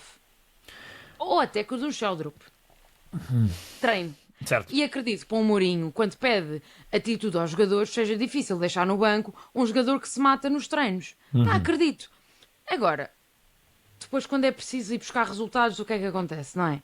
Tens que buscar os melhores jogadores. Eu percebo a utilização do Leandro Barreiro em Amsterdão, não percebo a utilização do Leandro Barreiro na Madeira. É isso, eu acho que faz muito mais sentido em jogos como esses Que o do que em Benfica jogos precisa em que o Benfica pressionar, presumivelmente vai dominar muito mais e vai ter mais bola. sem dúvida alguma. Concordo nisso. Sem dúvida alguma. E o meu ponto aqui é este. Continuo a não ver o Prestiani na posição que eu acho que ele rende mais, que é 10, que é atrás do ponto de lança. Como segundo avançado, não é? Ali móvel, mais Sim. por dentro. Porque é um jogador que entre linhas dá uma coisa que o Benfica não tem, que é jogo entre linhas nesta altura. Velocidade. O Sudakov também rende muito melhor nessa posição. E, portanto, há aqui uma série de jogadores que eu acho que estão deslocados do seu melhor rendimento. Olha que eu gostei, seguindo nesse raciocínio, gostei muito de ver o Sudakov quando passa para dentro com o Orsnes. A Exatamente. pegar um jogo um bocadinho mais atrás, sabes? Aliás, Sim. atenção, um igual do Benfica, vão ver, Orsnes recupera o 6 naquele momento, Sim, Sudakov entrega a Sudakov o 8 naquele momento, que transporta muito bem, com capacidade física e com qualidade técnica, entrega em Pavlidis, depois Pavlidis no seu trabalho fantástico fora da área, entrega depois a Dedic. Ou seja, foi uma boa jogada do Benfica e teve a marca de Orsnes no meio e de Sudakov mais atrás, a pegar no jogo. Sem dúvida alguma. Interessante, Beneficia achei isso disso. Acho que as pessoas são muito precipitadas a denominar flops. Agora são todos flops. Agora o Sudakov já é um flop, claro, já tenho ouvido essa também. O Sudakov ontem pode sair do jogo com 2 assistências, Rita mete a bola na cabeça do António Silva, que falha na pequena área e manda por cima, e no Ivanovic, Sim. que resolve virar as costas à bola. Para terminar, para te passar a bola, estava aqui a olhar para o 11 do Benfica. A entrada do Sheldrup e do Prestiani obviamente são game changers, porque eles efetivamente entram com muita...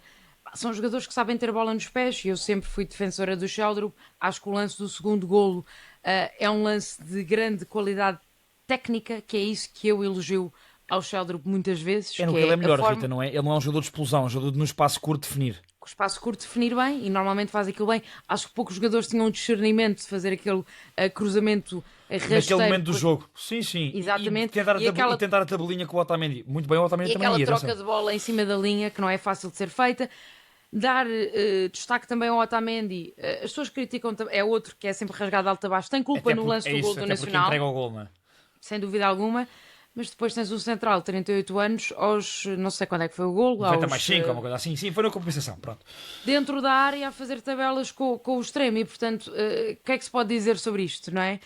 Quando é preciso subir... está lá sempre a batente, não é? Quer dizer, não há hipótese. E, portanto, agora, eu acho que o próprio Sheldrup, eu depois na repetição percebi isso, fica surpreendido quando o Otamendi lhe devolve a bola. Porque ele arranca logo na tabelinha. Exatamente, depois ele reage muito rapidamente e tem mérito por isso, mas eu acho que o que era esperado era que o Otamendi recebesse, virasse e tentasse rematar, ou meter a bola na área. Ou meter a bola na área. É verdade. Só que eu acho que inteligentemente o Otamendi percebe que não tem os skills para fazer isso, nem a velocidade para esse tipo de raciocínio, e prefere devolver no seguro. Também acho.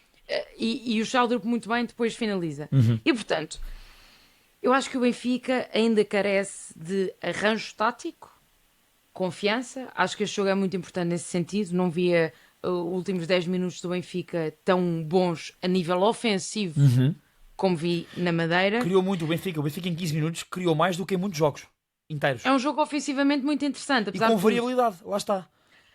O Ivanovic também entra bem. Eu sei que não é um jogador que esteja a finalizar por aí além, mas é um jogador, e o Mourinho falou disso, que abre espaço para muita gente jogar. Eu acho que isso é importante. Certo. Finalmente teve minutos, que também já andava aqui a pedir por eles. Sim, quando o Mourinho quis mudar o jogo, foi o primeiro homem saltado do banco. Foi Ivanovic. Exatamente. Isso também é um sinal para o próprio jogador, que eu acho que está a precisar muito de confiança. Sim, tem entrado ao mesmo tempo que o João Rego. Com toda a devida... Certo, é o que é. A devida respeito. É o que é. Um custou 20 milhões e o outro deve ainda receber o salário da formação. É só isto. Pronto, e é isto. Acho que é um jogo bem conseguido do Benfica, mais a nível anímico do que propriamente a nível de futebol. A Choupana é sempre um jogo. A Choupana é um estádio que parece que ao tempo que o minuto vai, à medida que o relógio vai andando, o relvado vai ficando pior, vai encolhendo, o campo encolhe, os espaços vão ficando mais curtos. E portanto, pronto. Sim, sem dúvida. Deixa-me pegar nisso, porque eu há pouco na resposta ao facto falava do domínio espiritual, mas também noto aqui algum conforto maior, se calhar, de alguns jogadores posicionalmente. Ou que a entrar, a Rita, também acrescentam mais. Eu acho, isto não é pelo gol em Amsterdão. Acho que o Dal apresentou-se melhor nos últimos 2 jogos. Na Madeira também. Sim. E não marcou. Portanto, não é só pelo gol que eu estou a dizer isto. Se bem que acho que o José Neto, a breve trecho, tiraria...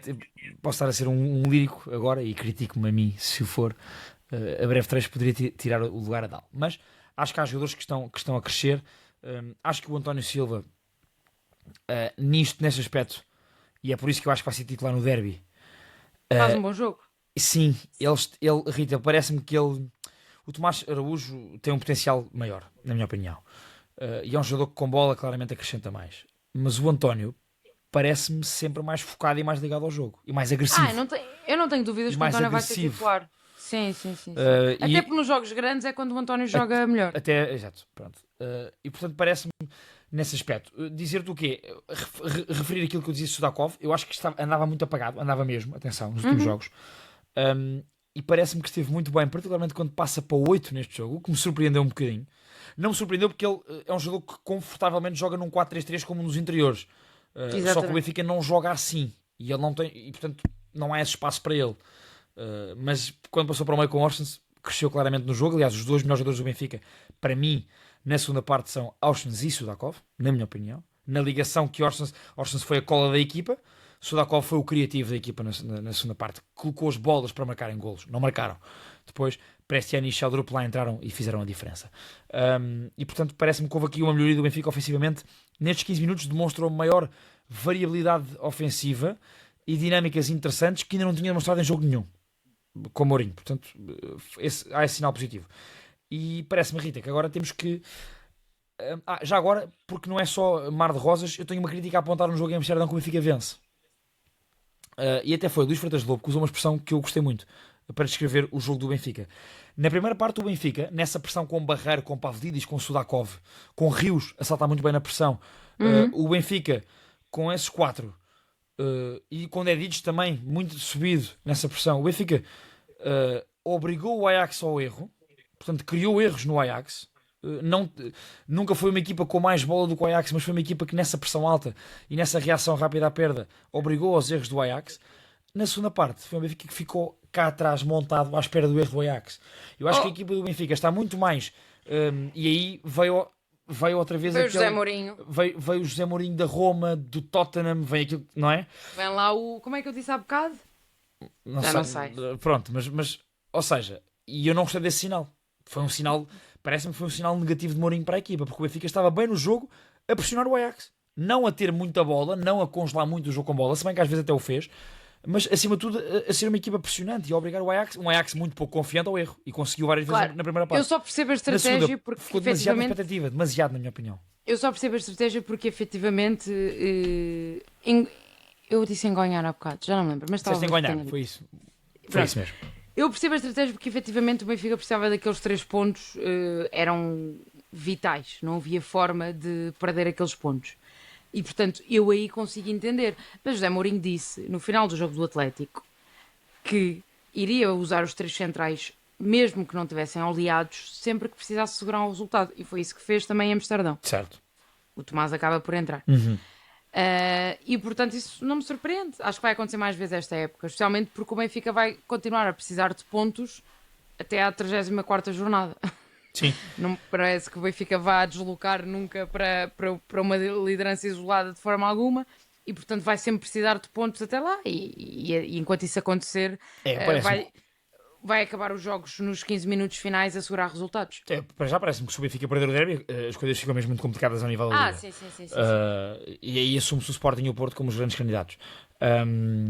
Mas dizer-te só para terminar este capítulo, Rita, antes de fazer-te uma pergunta de antevisão ao derby, que te quero fazer, que o Benfica acabou este jogo na Madeira com um expected goals de quase 3, com 70% de posse de bola, com 31 remates, 8 deles à baliza, e portanto isto foram números que eu vi nos últimos jogos do Sporting, que já vi no Porto, não tenho visto agora, e portanto estes números comprovam também esse volume ofensivo que nós falámos, e que Mourinho, particularmente depois de sofrer o gol, colocou a equipa dessa forma. Portanto, pergunta para Queijinho, quero-te perguntar, fizemos isso no ano passado, qual é o 11 que achas que o José Mourinho vai colocar de início contra o Sporting, no derby? Ok. E o que é que tu farias? Podes misturar, ou seja, eu tirava este, punha aquele. Ok, a defesa é igual. Turbine, Dedic, António, Otamendi e Dal. Acho que aqui não há certo. Também me parece que se mantém. Não há novidade. Acho que vai ser Rios e Enzo no meio campo, Orsens na extrema-direita, e depois tem alguma questão quem é que jogará no meio. Eu estou a ver o Mourinho a meter Sudakov precisamente por isto que nós falámos nesta parte final, a jogar atrás do Pavlidis e jogar com o Sheldrup à esquerda. Eu acho que poderá ser isto, até pelos últimos jogos que o Benfica tem feito. E pela forma... E aliás, este é o 11 que eu acho que dá mais garantias ao Benfica, menos invenções. Acho que a dupla Enzo e Rios é a dupla mais forte do meio campo, e o Benfica vai precisar ter um meio campo agressivo, sem dúvida alguma. Não achas que o Enzo está claramente em quebra nesta equipa? Está, mas eu acho que é um jogador que é rato, é argentino. E neste tipo de jogos de faca nos dentes, achas que safa? Isso tudo conta. Na Supertaça esteve muito bem quando chegou ao Benfica. Isso tudo conta. E contra o Porto também. Sim, também esteve, é verdade. Bem. A dupla funcionou bem contra o Porto, é verdade. São jogadores que se é preciso ganhar o meio segundo no chão, ganham. Se é preciso puxar o amarelo ao adversário, puxam. E é assim. O Washington acho que não sai do 11. E por aquela questão que nós estávamos a falar, acho que a dinâmica que oferece à direita é mais fiável. Não acho que é mais ofensiva, mas é mais fiável. Acho que é mais eficaz, sim. E depois aqui tenho dúvidas se Sudakov jogar ou poderá Sudakov jogar à esquerda e Prestiani jogar ao meio? Não Barreiro? Não. Não vês Mourinho a O fazer Barreiro isso? faz um jogo muito mal no Nacional, na Madeira. Achas que Mourinho não vai colocar Barreiro contra o Sporting? Porque é esse perfil de jogos em que Barreiro Sim, pode ser melhor. mas eu acho que o Mourinho vai querer também assumir o jogo. Acho que o Barreiro pode ser uma peça-chave para a segunda parte. Ok. Se o resultado. O Barreiro tem duas vertentes. Se o resultado estiver favorável, é um jogador que também sabe fechar, trancar, ir para o combate e ir para a dura. Certo. Se o Benfica precisar de ir atrás do resultado, também é um Fazer como fez em Guimarães, colocá-lo e e andar juntá-lo lá para a a Pavlidis correr na atrás de área. toda a gente e a chatear a defesa do Sporting. Um jogo chatinho, não é?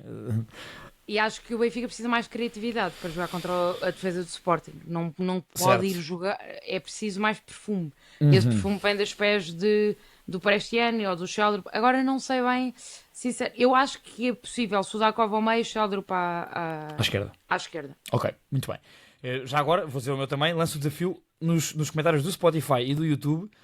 Deixem os vossos 11 do Benfica e do Sporting. A seguir fazemos Falta rapidamente do o do Sporting. Sporting e Rita, Exato. para fecharmos o. Eu queria abrir aqui o Spotify para ver se via comentários. Se puderes fazer isso, por favor, ir ao Spotify, ver aí enquanto eu dou o meu 11, agradecia-te. Porque eu acho que vai haver aqui diferenças. Eu estava a achar piada. Acho que Eu fui muito conservadora. É isso que eu ia dizer, estás a ser mais conservadora do que eu, costumo ser eu. E eu acho que vai haver diferenças. Acho que Mourinho neste momento confia menos em Enzo Barrenechea. Acho que a defesa vai ser a mesma. Portanto, Trubin, Dedic, António Silva, Otamendi e Dal. A dupla de meio campo, eu aposto em Frederic Auschwitz e Richard Rios. Ok. À direita, Não me Prestiani. surpreende. À direita, Prestiani. Atrás, Pavlidis. À frente do meio campo, Leandro Barreiro. E na esquerda, para jogar centro-esquerda, Sudakov. Pavlidis na frente, naturalmente. Parece-me que vai ser por aqui. Como é que é o ataque? Desculpa. Ou seja, meio campo para a frente. A Prestiani, defesa é a mesma. Portanto, Sudakov. depois, Auschwitz e Rios. Prestiani, Barreiro, Sudakov, Pavlidis.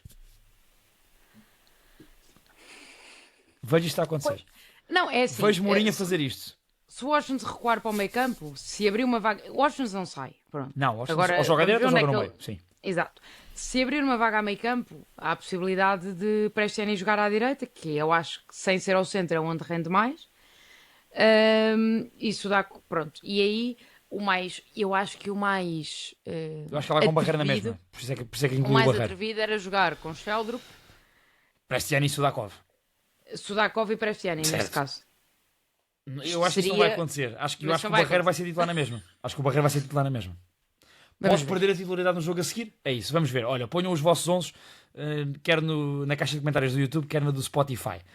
Em relação ao 11 do Sporting, Rita, dizias que Olha- estás naquela dúvida entre o Rui Borges ser conservador e mudar ou ir com o 11 de gala. Sim, mas Rui Silva, a defesa, Vaianides, eu não sei se o Diomande não joga mais, não é? Não joga o Diomande mais? está lesionado quanto tempo? Nem sei. Certo, vou ver isso. Enquanto fazes o teu 11, eu vou confirmar, vou tentar. Vou tentar confirmar aqui. Rita, Ah não, o Diomande estava no banco, portanto, Diomande está a recuperar. Diomande, Gonçalo Inácio e Maxi. Exato, o Diamante estava no banco. Eu estava só a conferir a ficha clínica do Sporting agora no pós-jogo. Não está sequer. Não, Nuno não. Santos, Debaste, Bragança e Onidis. Sim, sim. Portanto, Vaianides, Diomande, Inácio e Maxi. Vai Onidis, não. Querias dizer... vai Onidis, sim, desculpa. Eu é que estava a conferir com o Onidis, desculpa. Sim. Vais com essa linha defensiva. Morton, João Simões. Uhum. E depois, se houver Pote, isto é o básico. Se houver Pote, Kenda, Trincão, Pote e Soares. Kenda, Trinca... pronto, certo, ok. O normal. Não, Acho não que aqui Catam. não, e acho que a talismã. dúvida... Dos derbys. É verdade. Mas não sei. O Rui Borges tem andado a apostar no Kenda, apesar de tudo. Acho que aqui a dúvida vai ser o meio campo. Mas acho que João Simões até foi poupado hoje para poder estar em altas no derby e acho que é mais do que capaz de assumir o papel. Se houver aqui algum conservadorismo por parte do Rui Borges, pode meter aqui um Mateus Reis no vez lugar do do Maxi. Maxi. Mas não vejo necessidade alguma disso acontecer, sinceramente. Mas não seria a primeira vez que o Rui Borges... Aliás, o Mateus Reis hoje entrou ao intervalo. Sim. Achas que... Fica a dica. Ui, pode acontecer. Estou a brincar, não sei, mas é possível. Pode acontecer. Olha, eu acho que o 11 do Sporting vai ser Rui Silva, Vaianidis, Diomande, Inácio e Maxi Araújo. Eu acho que Yulman e Morita, para a particularidade do jogo contra o Benfica. Eu escolhi a João Simões, acho que vai Morita. À direita, Kenda, estando Pote bem, 100% para titular. Kenda, Trincão, Pote e Soares. Se Pote não estiver bem, vai Catama, obviamente, e vai o Kenda para a esquerda. É a diferença do... Aqui é a questão do Morita, João Simões. Eu tenho um feeling, ou seja, eu tenho aquele feeling em relação... já viste? Até porque o Morita faz um bom jogo hoje, não é? E portanto, dar elan a Morita, e o Morita, taticamente, é um jogador impressionante para um jogo como este. Sim, e tem muitos derbys nas pernas, percebes? Portanto, acho que isso pode ser importante para o Rui Borges. Eu acho que ambos vão surpreender no meio campo. Mourinho e Rui Borges. Estou aqui armado em inventor. Vamos ver como é que corre. Olha, em relação, fechando aqui, já fechamos o capítulo derby neste caso. Quero-te perguntar se tens algum destaque nacional ou internacional. Olha, um destaque internacional, temos dois. A Liga, que está ao rubro. Certo. Faça, senhora. Está como não víamos há muito tempo, e eu acho sempre graça, porque eu gosto muito adoro... Desculpa, João Neves, Gonçalo e Nuno. Eu adoro o PSG, mas eu gosto muito que o PSG perca pontos na Liga. Ganha a Champions, pronto, mas na Liga. Mas pronto, e está animadíssimo, eu acho fantástico. Para termos uma noção, diz lá, a nível de pontos, neste momento o líder é o LAN. O LAN tem 31, o PSG 30, Marselha 29. Porque o Marselha empatou contra o Toulouse, o Marselha, pois foi. Por isso é que o LAN é líder, claro. Exatamente. Portanto, era uma jornada em que o Marselha até podia ser campeão. Podia ser líder e não só não é líder, como nem sequer passou à frente do PSG. Outro destaque, obviamente, a La Liga, até porque venho fresquinha do Real Madrid na cabeça. E eu de ontem, portanto, olha, fazemos os dois esse destaque. Partilhamos. Atenção ao Barcelona Atlético Madrid de quarta-feira, porque é um jogo muito... Onde anda o Atlético? Quem diria? Diria eu?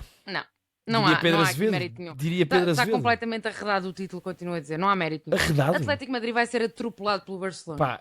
Espectadores do segundo poste, Rita da Silva Vieira, com a seguinte tabela classificativa da La Liga, que eu passo a dizer. Quarto lugar, Atlético Madrid, 31 pontos. Terceiro lugar, Villarreal, 32. Segundo, Real Madrid, 33.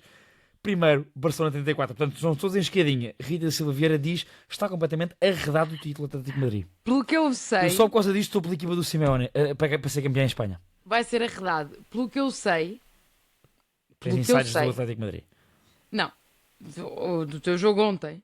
O Atlético teve a jogar com uma linha de 6 contra o Oviedo, que é o último classificado da Liga Espanhola. Para contexto, portanto, houve conversa com o narrador do jogo, que foi o mesmo que fez connosco. Mito ou facto? É facto. Primeira parte estrondosa do Atlético Madrid, entrou com tudo. Fez 2 golos, Sorlote, muito bem. Dinâmica à esquerda, muito bem, com o Anco, com o Nico Gonçalves e com o Baena a ajudar. E estranhamente, Simeone ao intervalo. Estranhamente. Tira a Baena, mete o seu filho Juliano. E eu até disse assim: poderá ser para libertar mais o Nico, porque o Nico Gonçalves na primeira parte ajudava muito o Anco a fechar. Portanto, o Anco fechava como terceiro central e o Nico Gonçalves fechava no corredor na mesma linha. E portanto ficava assim, que eu pensei, bem, com esta alteração vai dar mais liberdade ofensiva ao Nico Gonçalves na esquerda, porque o Juliano Simeone fecha muito bem na direita. Vai ajudar o Molina a fazer esse espaço. Mas és um romântico. És um romântico. Eu acreditei. O Simeone é um... Acreditei, mas Simeone apresentou-se como uma linha portanto, de frente. o Atlético vai ser atropelado pelo Barcelona, como tenho a dizer. O Real hoje foi uma desgraça. O Atlético não perde em Barcelona, fica aqui. Para quem não gosta do Real Madrid, é um ótimo jogo para se ver do Real. Porque Vinícius passa 70% do jogo a queixar-se. Eu ouvi-te dizer isso. E muito individualista, não foi? Hoje, mais uma vez. Sim, a tirar-se para o chão e aquelas coisas. Às tantas... Bem, o Xabi Alonso passa-se com ele porque aos 70 minutos estava 1-1 e o Vinícius queria bater um canto. Tipo, quem bate cantos no Real é o Alexander Arnold, toda a gente sabe. Claro. E o Vinícius... Ou seja, o Vinícius parecia que eram 90 e mais 10 minutos e ou seja, que não havia tempo, não há qualquer tipo de inteligência emocional naquele pequeno cérebro. Não há, inteligência emocional não há. Há inteligência desportiva e ele outras perde-se coisas. completamente nos jogos, é verdade. E os adversários já sabem, estão sempre a picá-lo. Pois. Há um grande jogo do central do Girona, do Arnau. Grande jogo. E o Girona faz um jogo... Diz. Não, ia Estás dizer... a falar de indignação. Não é indignação. É que eu gosto muito do Onaí, do médio marroquino. E portanto gosto de vê-lo. Um jogo estrondoso. Gosto de vê-lo com este destaque, eu gosto muito dele. Acho que tive pena que ele não deu no Marselha e portanto gosto de ver este. Faz um jogo estrondoso, marca um gol fantástico. O Girona, lá está, um bocadinho contracorrente daquilo que o Pedro estava a dizer. Quer dizer, não é porque o Girona tem jogadores para fazer este tipo de jogos. Ia falar do teu Estrela, mas a verdade é que aqui há ovos para fazer omeletes. E há um trabalho de mais épocas. Sim, o Mitchell está lá para aí há 5 anos. Sim. O Girona faz um jogo muito interessante, que é condiciona o Real completamente no corredor central, obriga o Real a ter que jogar nas alas e aí as coisas perderam-se muito mais. Cruzamentos para a área, remates de fora da área. Um grande jogo do Gazzaniga, do guarda-redes, tem 2 defesas estrondosas. Ele que já comprometeu este ano muitas vezes. Uma ao Éder Militão e a outra ao Mbappé, que lhe tira mesmo a bola quando ele ia fazer o remate. É uma defesa linda. Pronto, e é um jogo muito bom, bem conseguido do Girona, muito ofensivo, sai muito bem com bola e deixou o Real Madrid completamente às aranhas, só marca por um penalti do Mbappé e pronto. E portanto a La Liga está ao rubro. La Liga ao rubro. Olha, eu vou fechar o episódio de hoje com Copa Libertadores. Porque ao final, semana passada falei da Copa Sul-Americana, houve muitos problemas para adeptos do Flamengo e do Palmeiras com voos cortados, malta que foi autocarro desde São Paulo e desde o Rio de Janeiro até Lima, por estradas miseráveis. É um bocadinho também isto a magia da Copa Libertadores. Não os voos cancelados, mas estes caminhos que não são de acesso a uma final, muito estranho. Eu gosto muito do estádio onde foi jogada esta final, que é mesmo estádio típico sul-americano, com aquela paisagem linda. O Estádio Monumental lá em Lima. Vocês sabem o meu amor pelo futebol sul-americano e eu gosto desta pureza ainda que se vai mantendo no futebol sul-americano, ao contrário do que acontece nas finais europeias, por exemplo. O estádio é mesmo, a maioria dos bilhetes são mesmo para os adeptos dos clubes.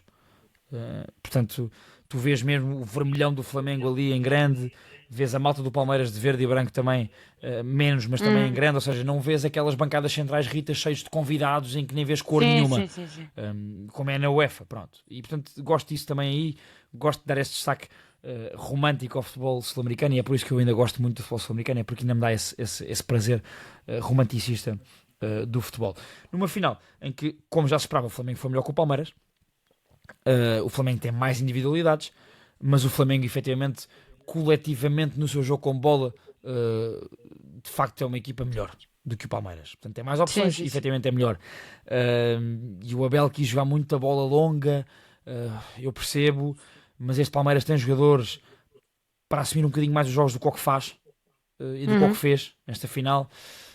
Eu estava à espera de um Palmeiras diferente, um Palmeiras mais sabidão no jogo, porque está Achas mais... que é fim de ciclo para o Abel? Eu ainda acho que não. Eu acho que vai perder o Brasileirão, não é? Vai perder o Brasileirão. O Flamengo está com 5 pontos. Sim, mas eu acho que para o ano o Abel tem outra vez, o Abel e o Palmeiras têm capacidade outra vez para ir à final da Libertadores e para lutarem até ao fim pelo Brasileirão. E acho que ele não vai sair. Pelo que tenho ouvido da Leila e do Abel, acho que Sim, a questão é se não é um erro, não é? Manter-se.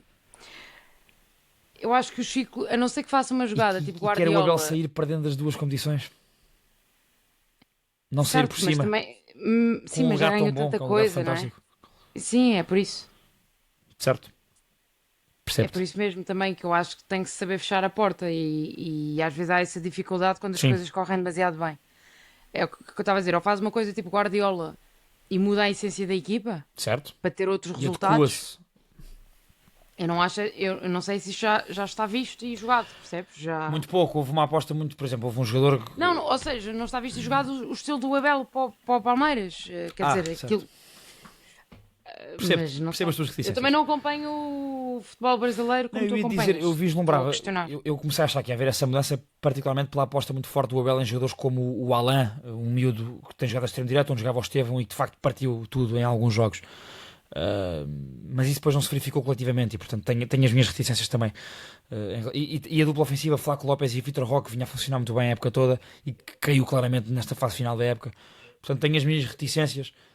Eu acho que caíram individualmente, mas também caíram pelo momento coletivo, porque a equipa também não puxou muito por um jogo, não só nesta final, mas nas últimas semanas, por um jogo contundente ofensivamente. Eu acho que o Abel, nas últimas semanas, a chegar às decisões, achou que a equipa do Palmeiras estava a ter projeção ofensiva, estava a ser uma equipa, Rita, bastante, não quer dizer contundente. Eu vi o jogo dele, pá, também é assim, e desculpa, eu sei que já está a ficar longo. Tranquilo, mas vamos fechar a seguir. Quem não quer ouvir, também desliga. Estou a brincar, gostamos muito de vocês. Mas eu vi o jogo deles na paragem de seleções, frente a não sei bem quem, não me lembro, mas. Com o Santos. Claro que me lembro. Certo. Com o Santos. Foi na paragem de seleções. Pá, e é surreal. Aquilo se acontecesse cá em Portugal, se o Benfica, o Sporting ou o Porto estivessem a jogar com 7 titulares de fora em jornadas decisivas para o campeonato, pá, não era possível. Mas é que o calendário lá não ajuda nada. Não só o Palmeiras, mas a todos. E o Flamengo tem plantel para rolar os tais 7-8 de jogo para jogo. Não pode ser. O Palmeiras não pode estar a jogar com 7 internacionais de fora, não é? Certo. É injusto. Certo. Ou seja, e eles acho que aí empatam ou perdem o jogo com o gol do Rollizer. Do Rollizer, exatamente. Aos 90 e muitos, aos 80 e muitos. Opa, e quer dizer, é completamente injusto. Não há justiça nisso. E depois eu também vi, eu estou desprendida porque eu não vejo Brasileirão. Vejo assim umas coisas às vezes, porque também tenho equipa. Aquela final é escandalosa. Aquilo era expulsão. Do Eric Pulgar. Sim. Que agride o Bruno Fux, claramente. Aquilo é um vermelhão como eu vi poucos na vida. Pronto. E portanto, eu aí fiquei do lado do Palmeiras. Ok. Certíssimo. Percebes? Muito bem. Isto era eu estava a avaliar quem é que eu ia apoiar. Se há ouvintes brasileiros, perdoem-me.